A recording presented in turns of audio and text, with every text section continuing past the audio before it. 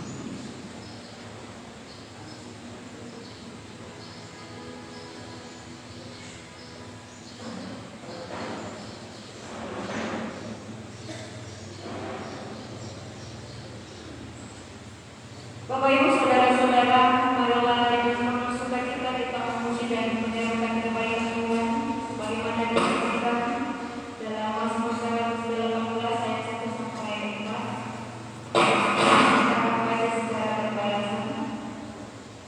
Bersyukurlah kepada Tuhan sebab Ia baik. Biarlah Israel berkata, biarlah kaum Harun berkata, biarlah orang yang takut kepada Tuhan berkata. Kita merespon dengan menyanyikan nyanyian kontemporer yang ada dalam buku liturgi nomor 5 halaman 101 Kau yang terindah.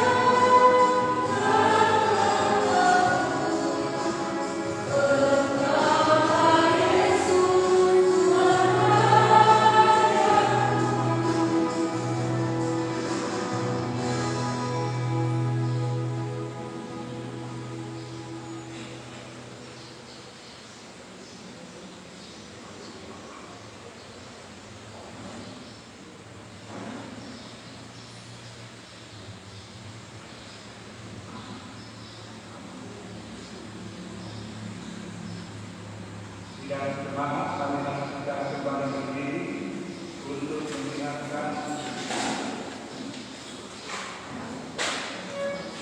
kebutuhan sebagai kehidupan yang mengatur dan mengarahkan dari kehidupan dan keinginan berlaku supaya kami saling mengakui kebenaran dalam kami. Tidak ada hasil yang besar daripada kasih. Orang yang memberikan nyawanya untuk sama bangsa. Kamu adalah sangat menceritakan berbuat apa yang diceritakan kepada Yohanes 15 ayat 11. Kita menyaksikan Bapak Saudara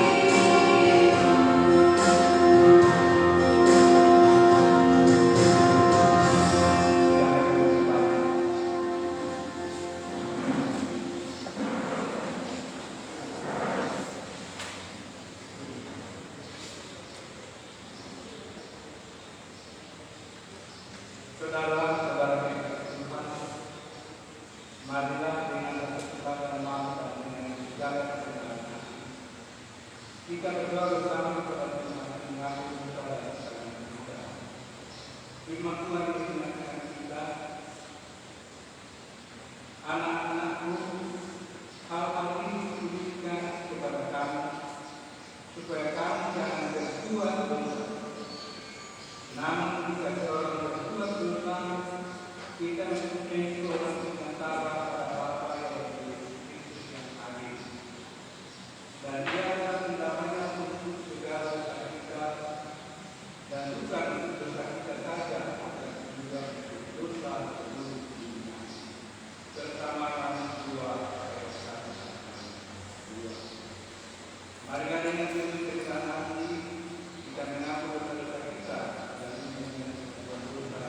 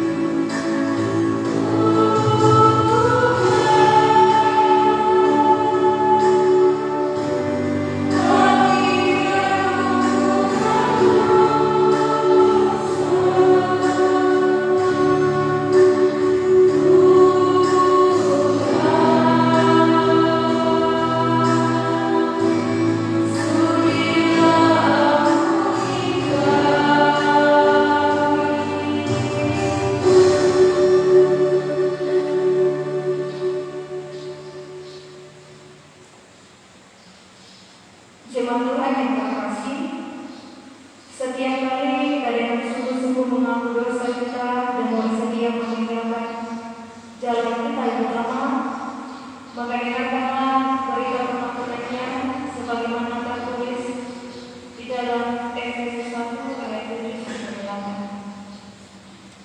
Sebab di dalam Dia dan oleh darahnya kita beroleh penebusan, yaitu pengampunan dosa menurut kekayaan khas karunia yang dilimpahkannya kepada kita dalam segala hikmat dan pengertian. Marilah dengan penuh sukacita kita bersyukur kepada Tuhan atas anugerahnya yang luar biasa bagi kita dengan memuji Tuhan dari hidup pujian ini.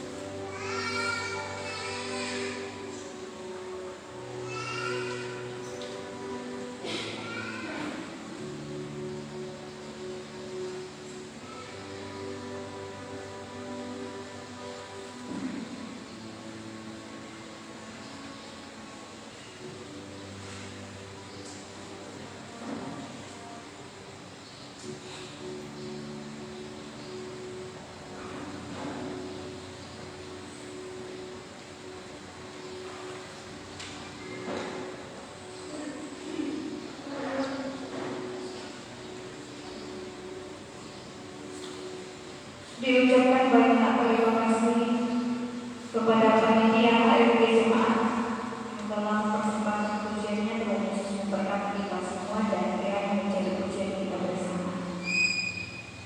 Untuk mempersiapkan diri dan kehidupan kita, Bapak Ibu, mari untuk memasuki pelayanan firman Tuhan, kita memuji Tuhan dari hidup pujian. Mari masuk.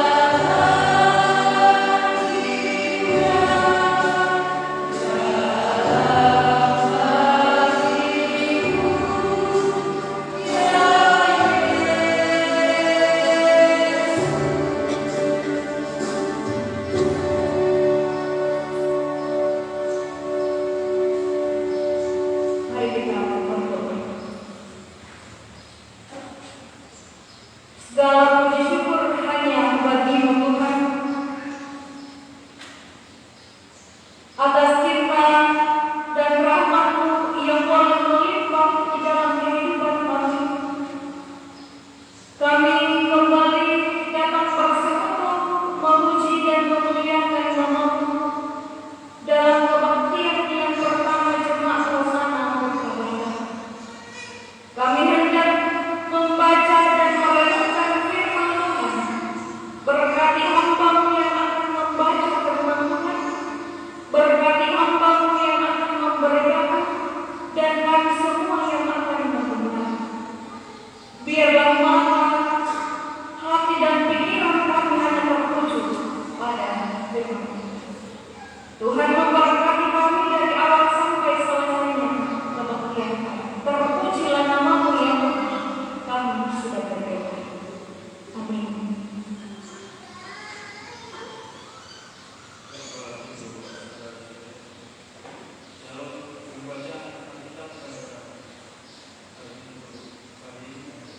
Terambil dari Filipi 2 ayat 5 sampai 11.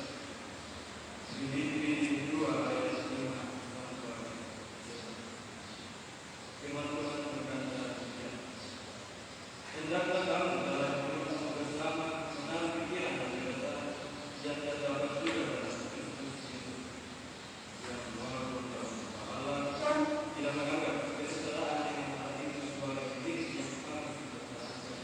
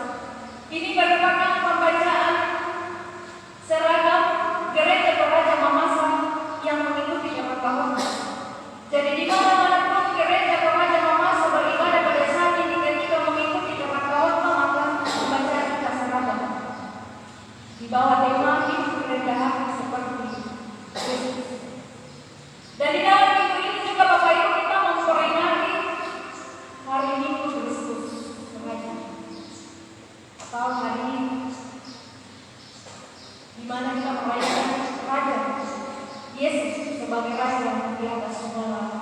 Sesuatu apa bisa dikatakan secara liturgi minggu peralihan dari minggu biasa masuk minggu akhir. Bapak Ibu, saudara-saudara yang terkasih di dalam Yesus Kristus, kita akan memulai renungan kita dengan memahami satu kalimat seperti ini. Secara logika atau logikanya, setiap manusia akan memperjuangkan hidup dari bawah ke atas. Ya, kita setuju semua. Setiap manusia akan menata hidup memperjuangkan hidup dari bawah ke atas, dari yang tidak ada menjadi ada. Dan betapa bahagianya kita ketika kita bisa menikmati capaian tertinggi dalam kehidupan kita.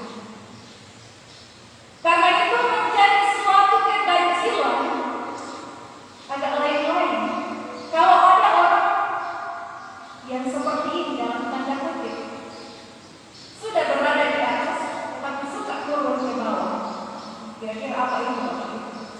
Sudah berada di atas tapi suka turun ke bawah. Misalnya seperti ini, sudah menjadi bos, mau turun menjadi anak buah. Sudah menjadi kaya, mau turun menjadi istri. Sudah memiliki jabatan kedudukan, mau turun menjadi anak buah biasa.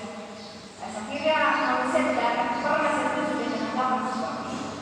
Selalunya manusia kalau sudah di atas, bagaimana juga caranya harus mempertahankan tetap di atas. Itulah yang akan kita renungkan bersama-sama pada saat ini. Tuhan Yesus tidak demikian. Tuhan Yesus melakukan hal yang demikian di dalam pembacaan kita pada saat ini. Bagaimana Rasul Paulus memberi nasihat kepada jemaat yang ada di Filipi, memberi gambaran tentang suatu teladan yang harus diikuti oleh jemaat Filipi pada saat itu.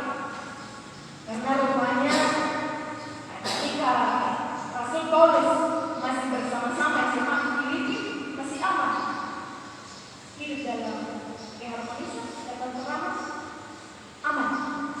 Tetapi ketika Rasul Paulus di penjara, jemaat Filipi mulai mengalami pergeseran rohani, mulai hidup dalam kepentingan diri sendiri, melakukan segala sesuatu demi mendapat pujian, karena sudah lepas kontrol secara langsung dari Rasul Paulus. Untuk itu Rasul Paulus sekalipun dia berada di dalam penjara, tetapi ia tetap mengontrol dari jauh jemaat Filipi dengan memberi nasihat pada jemaat Filipi agar mereka tetap hidup di dalam keharmonisan sebagai umat yang percaya. Nah, salah satu gambaran hidup yang diberikan oleh Rasul Paulus kepada jemaat Filipi ialah melalui gambaran kehidupan yang dilakukan oleh Tuhan Yesus. Ayat penekanan kita pada saat ini di ayat 7 dan 8. Melainkan dalam mengosongkan dirinya sendiri dan mengambil rupa seorang hamba dan menjadi sama dengan manusia, dan dalam keadaan sebagai manusia ia telah merendahkan dirinya dan taat sampai mati, bahkan sampai mati di atas kayu salib. Satu teladan yang diberikan oleh Rasul Paulus kepada jemaat Filipi ialah yang digambarkan melalui perilaku dan tindakan yang dilakukan oleh Yesus, rendah hati. Sikap rendah hati. Karena rupanya jemaat Filipi mulai bersaing, mulai mementingkan diri sendiri dan mulai hidup dalam remeh-temeh dan sebagainya. Makanya Rasul Paulus terus menghimbau bagaimana caranya agar jemaat Filipi tetap hidup dalam kerendahan hatian.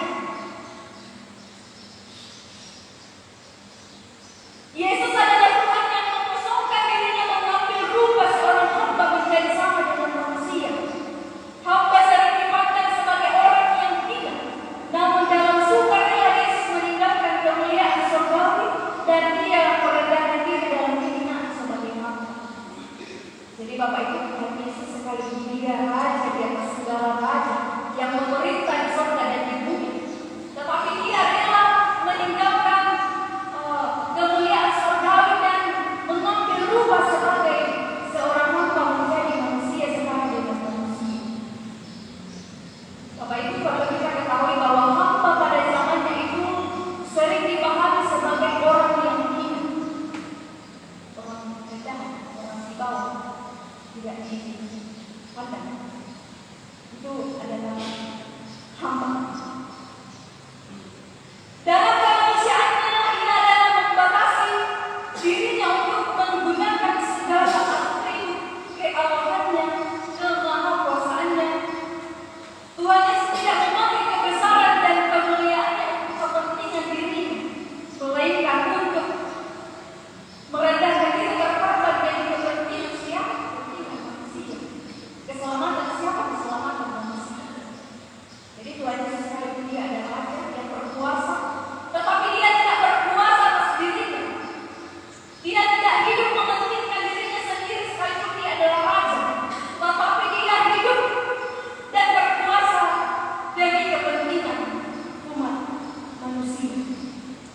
Itulah yang terjadi pada saat ini. Dia telah mengosongkan diri, mengambil rupa sebagai hamba dan menjadi manusia.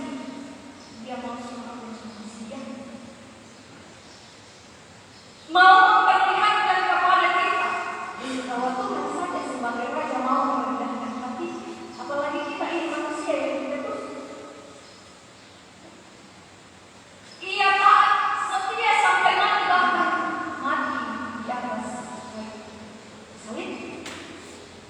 Sehingga dengan demikian firman Tuhan memberi kita satu pengajaran bahwa mari kita hidup rendah hati seperti Kristus. Memang rendah hati itu Bapak Ibu terkadang menjadi suatu perkara yang tidak mudah.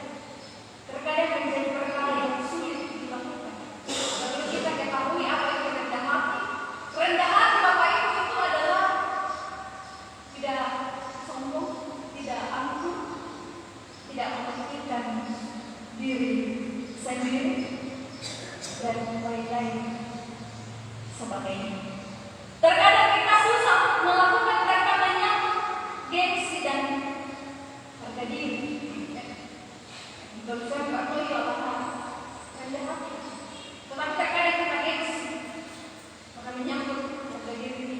Terkadang kita sering mau diperlakukan setara dengan posisi kita, setara dengan capaian kita, setara dengan jabatan kita. Terkadang kita mau diperlakukan seperti itu. Tetapi rendah hati yang sesungguhnya Bapak Ibu ketika rendah hati yang sesungguhnya Bapak Ibu ketika kita sudah mencapai segala sesuatu di dalam kehidupan ini, apapun itu, kita sudah capai segala sesuatu ini, tetapi kita tetap taat, tidak meremehkan orang lain, tidak menjadi sombong dan tidak angkuh, terlebih tidak tinggi hati, dan bersama rendah hati yang sesungguhnya. Kalau kita sudah mencapai segala sesuatu, apalagi yang harus kita pikirkan? Tidak ada lagi.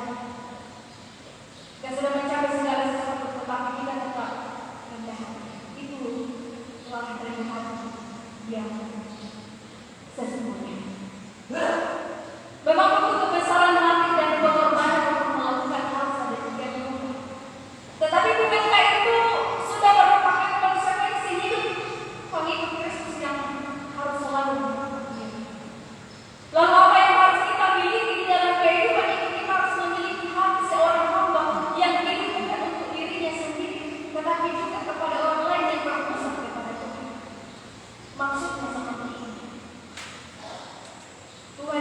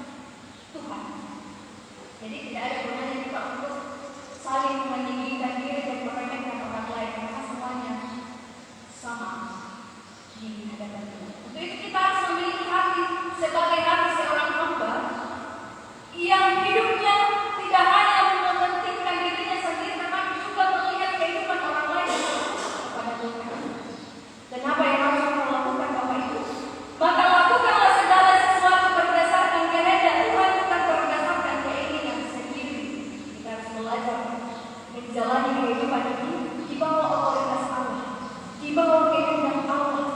Jangan biarkan kehidupan kita dituntut dengan kemauan dan kepentingan kita sendiri, tetapi biarlah kehidupan kita dituntut oleh kehendak daripada. Jangan biarkan capaian kita membuat kita menjadi pribadi yang egois, melainkan berupayalah untuk menata hidup makin serupa dengan Kristus, melayani dengan sungguh tanpa paksa, setia mengikut Tuhan dengan tidak setengah-setengah, setia sampai akhir, setia sampai mati. Kalau kita percaya kepada Tuhan, kita harus bertekad untuk setia sampai akhir, setia sampai kesudahan. Maka kehidupan kita akan menjadi berkat bagi banyak orang. Amin. Untuk firman Tuhan pada saat ini, Tuhan memberkati kita semua. Bapak Ibu saudara-saudara yang terkasih di dalam Yesus Kristus, kita akan mengaminkan secara pribadi firman yang telah kita dengarkan lewat saat teduh kita mulai.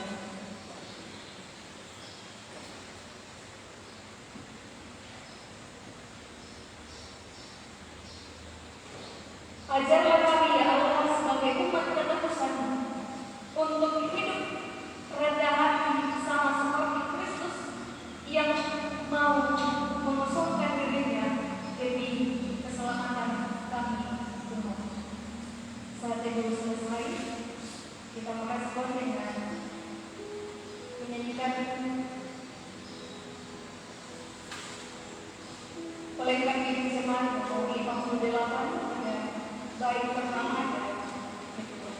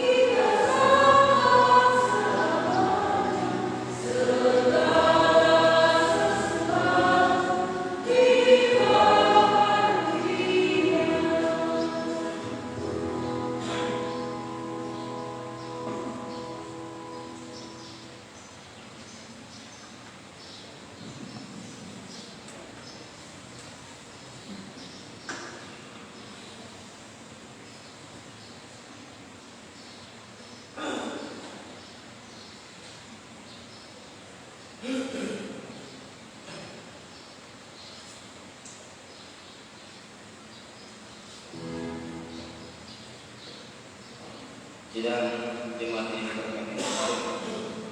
Mari kita berdiri dalam persekutuan dengan orang-orang yang di segala tempat dan di sepanjang zaman. Mari kita menyatakan pengakuan iman dan sulit dan menyanyikan pengakuan percaya kita demikian. Aku percaya kepada Allah, Bapa yang Maha Kuasa, Maha Pengasihi dan Bumi.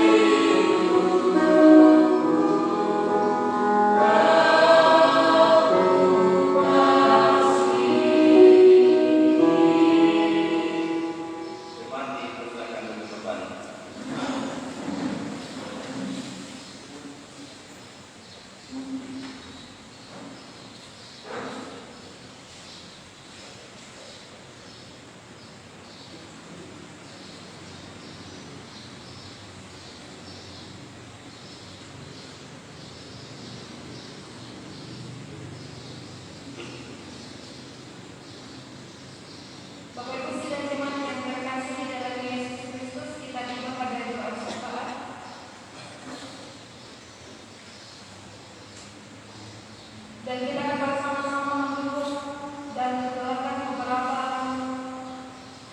anggota jemaat Tuhan. Yang pertama yang dalam pergumulan karena sakit dan dalam proses pemulihan. Yang pertama Ibu Marta Al-Walid dalam proses pemulihan. Saudara Reno dalam perawatan di rumah sakit Umum Boyolali. Penatua Penggune infeksi dalam proses pemulihan. Pak Yunus atau Bapak Darbo dalam proses pemulihan. Ibu Naomi, mama dari Ibu Martina dalam proses pemulihan. Kakak dari Ibu Lagi Kono, mahasiswa dalam proses pemulihan di Makassar. Anak Immanuel, anak dari Bapak Penulis dan Ibunya dalam perawatan di Makassar. Mama dari Ibu Ira atau Nenek Kedi dalam proses pemulihan. Ibu Anita Carolina dalam proses pemulihan. Keluarga Bapak Wedi Mumungan yang berduka cita atas meninggalnya orang tua di Makassar. Yuspar, kebenaran dari Ibu Nita. Kebenaran dari Ibu Nita yang dirawat di rumah sakit Umum Boyolali. Ibu Yohana Sude, ibu dari Peceta Yakutodi dalam perawatan di rumah sakit Umum Boyolali. Dan ada anggota jemaat yang berulang tahun kelahiran dan ulang perkawinan. Yang pertama Bapak Frans Aje Kayaru pada tanggal 20 November. Bapak Ogidion Santago Perez pada tanggal 20 November. Yang ketiga Saudara Beril Bagaskara pada tanggal 18 November. Yang berikut Saudara Airon Fatisa Nabila pada tanggal 22 November. Dan Saudara Reymar pada tanggal 20 November. Dan yang berulang tahun perkawinan